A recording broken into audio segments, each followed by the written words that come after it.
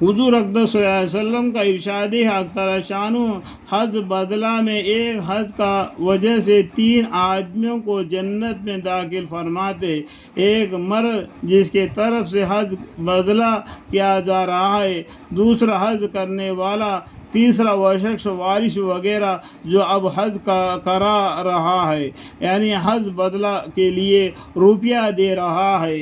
ایک دوسری حدیث میں ہے کہ جو شخص کسی کی طرف سے حج کرے، اس حج کرنے والے کو بھی اتنا ہی ثواب ہوتا ہے جتنا اس شخص کو ہو جس کی طرف سے حج کیا جاتا ہے۔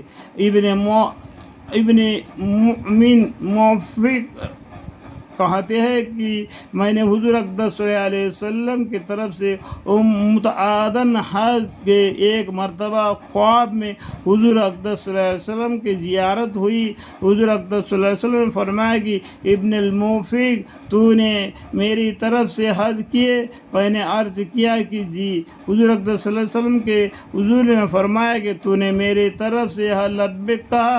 میں نے عرض کیا جی۔ حضرت حضور اقدس صلی اللہ علیہ وسلم نے فرمایا کہ میں قیامت کے دن اس کا بدلہ دوں گا، الحمدللہ۔ حشر کے میدان میں تیرے ہاتھ پکڑ کر جنت میں داخل کر دوں گا، الحمدللہ، اور لوگ اپنا حساب کتاب کرتے رہیں گے، الحمدللہ رب العالمین۔ ایک حدیث میں آیا ہے کہ کسی دوسرے کی طرف سے حج کرنے میں 4 شخص کو حج کا ثواب ملتا ہے، ایک وصیت کرنے والے کو، دوسرے جو اس وصیت کو لکھے، تیسرے روپیہ خرچہ کرنے والے کو، چوتھے حج کرنے والے کو۔ لیکن ایک بات کہنا بہت اہتمام سے خیال رکھنا چاہیے، وہ یہ کہ حج بدلہ میں نیت خالص رکھنے کے اہتمام سے کوشش کرے، مقصد محض حج و زیارت اور دوسرے اعانات ہو۔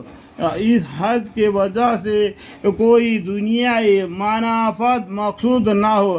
اگر ایسا ہو تو حج کرنے والے کو تو ثواب مل ہی جائے گا، مگر اس حج کو دنیا کے ثواب میں تو ختم ہوا۔